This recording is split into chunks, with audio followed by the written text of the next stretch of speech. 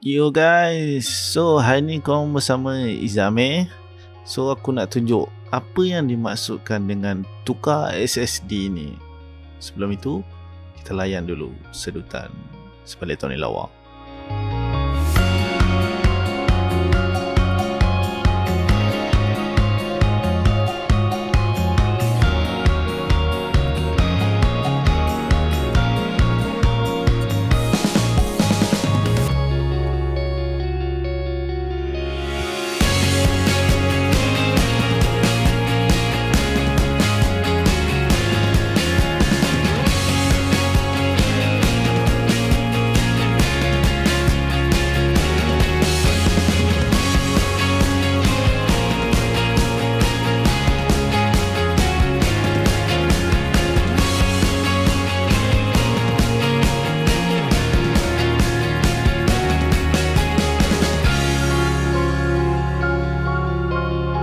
Apa yang aku pegang ni M.2 NVMe 250GB.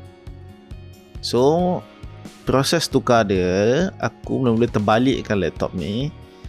So kau boleh nampak ada 1, 2, 3, 4, 5, 6, 7, 8, 9, 10. Sebenarnya ada 11. Aku tertinggal tangan tu. So mula-mula kau buka skru ni, pastikan kau tinggalkan skru ni tempat yang selamat supaya tak hilang. Kadang-kadang buka laptop, buka skru ni ada je yang miss. Tu skru ke-11. So untuk buka laptop ni aku sarankan guna macam gitar pick. Tak pun ada benda yang tipis, kau boleh selit-selit tepi tu. So kalau dia terlalu dalam, tak adalah merosakkan motherboard ke, wire ke. So lepas dah terbuka sikit, kau boleh tanggalkan semuanya dan letaklah di tempat yang selamat. So apa aku buat sekarang, aku tanggalkan SSD yang lama, iaitu SSD SATA M.2. Kau boleh nampak aku pegang tu. Zoom sikit. Mana fokus hilang. Cantik. Apa yang aku pegang ni M.2 NVMe 250GB Kingston A2000. So untuk pastikan dia betul-betul NVMe, kau boleh nampak dekat M.2 tu dia tulis NVMe Express macam aku tunjuk tadi. So untuk pasang dia mula-mula ialah kenalah kau koyak dulu, buang dulu sampah-sampah ni. Sampah tu kejap lagi aku buang kat tu sampah sebenarnya. Malaslah nak tunjuk, ya. Buat kerja kemas. Kalau tak nanti kena bising. Nampak tu, kemudian buang. Untuk pengetahuan semua, kelajuan untuk SSD ni sehingga 2200 MB per second untuk bacaan dan 2000 MB per second untuk tulis. So laju compare dengan SATA biasa yang kejap lagi aku tunjuk ni. Yang ni dia punya kelajuan dia hanya sehingga 600 MB per second. Kita compare dengan yang tadi, which is yang tadi lagi laju. So macam mana kau nak bezakan antara dua ni? Antara NVMe M.2 tak pun SATA M.2. Perbezaan dia boleh tengok dekat sini. Yang ni ada satu notch, nama dia M key. Dia ada 5 garisan emas belah kanan. Compare dengan yang M.2 SSD ni, dia ada M key dan B key. Dia ada 2 notch tu. So yang B key tu belah kiri dia ada 6 garisan emas. So lepas tu kau masuk elok-elok, pastikan skru jangan lupa. Kalau tak nanti dia tertanggal. Andai kata tak ada skru tu, kau boleh beli dekat Shopee tak pun Lazada, kau search M.2 skru. Sebab skru dia halus je, dia tak macam skru biasa. Untuk bahagian prosesor chip dengan GPU chip ni, kau boleh servis dengan tukar dia punya thermal paste. Kalau thermal paste tu dah lama, nanti dia keras. So bila dia keras, antara permukaan chip dengan besi tu dia tak berapa bagus dan pengaliran haba pun jadi tak bagus. Bila pengudaraan pun tak bagus, itu yang mudah terpadam. Kadang main game pun terpadam, kadang buat kerja pun terpadam. Lepas dah siap semua tu, pasang balik skru. Kalau macam laptop ni, semua skru dia sama panjang, so tak jadi masalah. Ada setengah laptop, skru dia ada yang panjang, ada yang pendek.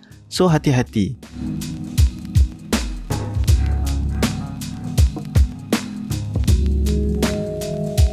Okay, sekarang ni kita dah siap pasang semua skru. Tengok, kita pasang dia, kita buka BIOS dia dan boleh nampak device type dia NVMe SSD 250GB.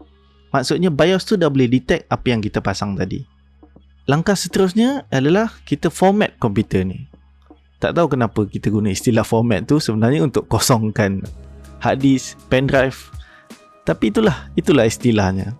Sebenarnya kita install Windows ke dalam SSD yang kita pasang tadi tu.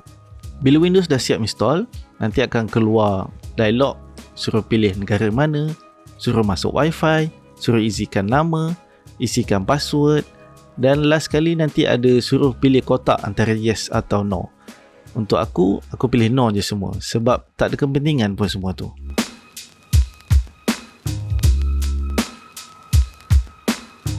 Dan voila, siap laptop pertama. Kita pergi laptop kedua pula.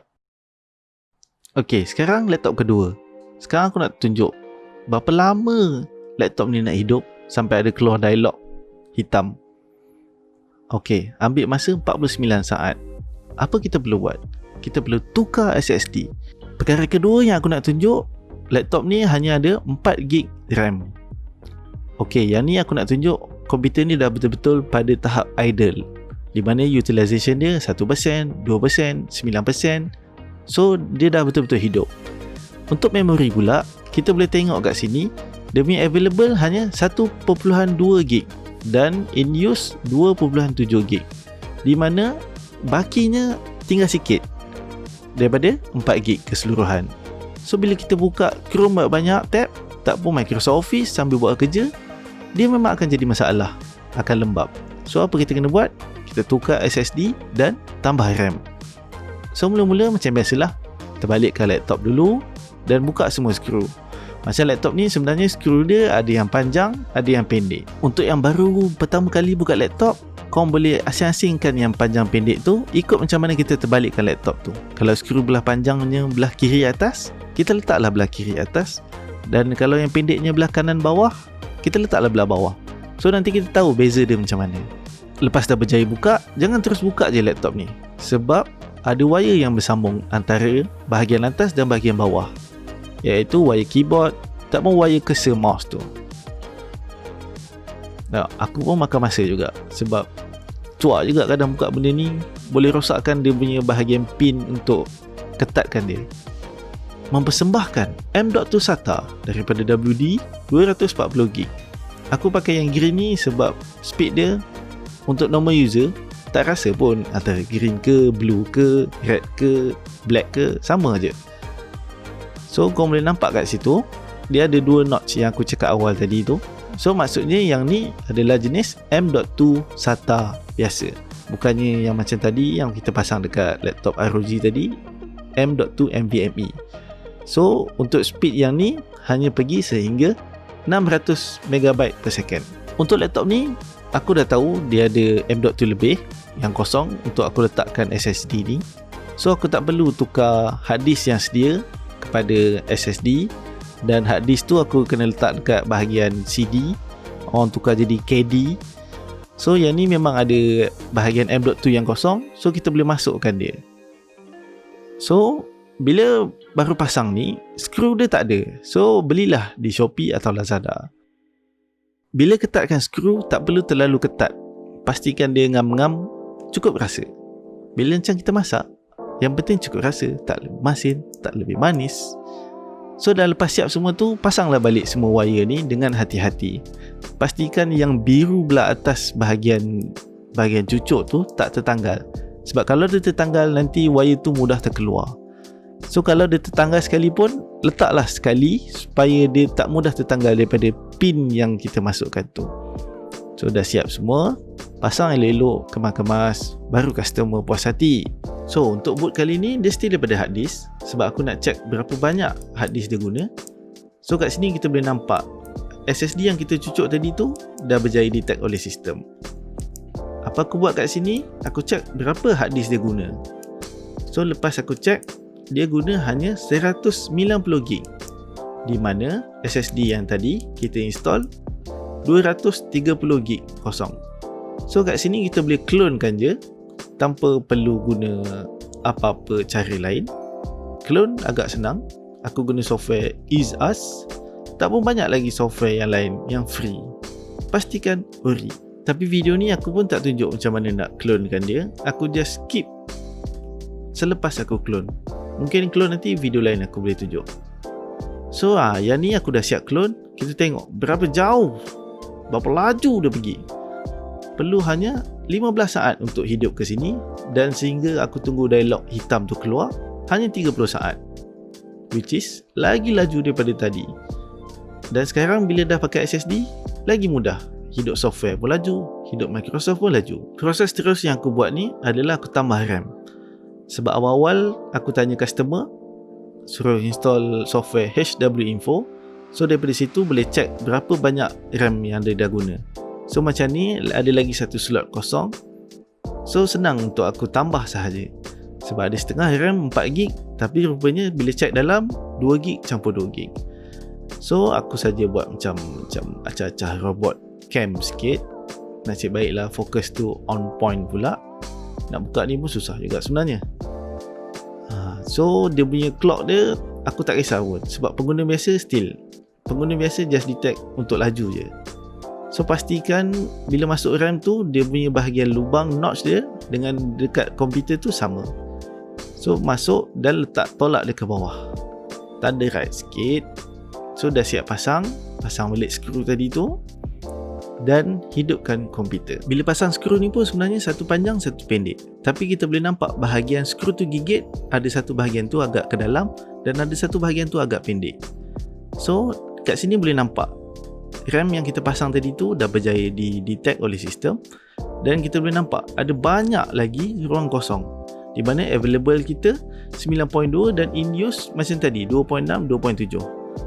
Dan ini pula disk kosong ni sebenarnya hard disk lama yang kita sedia ada dekat dalam laptop, dan disk one ni dan SSD yang kita baru pasang. Sorry kalau video ni agak ringkas, sebenarnya ini hanya permulaan. Apa yang aku nak cuba tunjukkan, apa yang dimaksudkan tukar SSD dan apa efek dia. So semoga kita bertemu lagi minggu depan atau lagi cepat, siapa tahu. Terima kasih dan like dan subscribe. Thank you so much.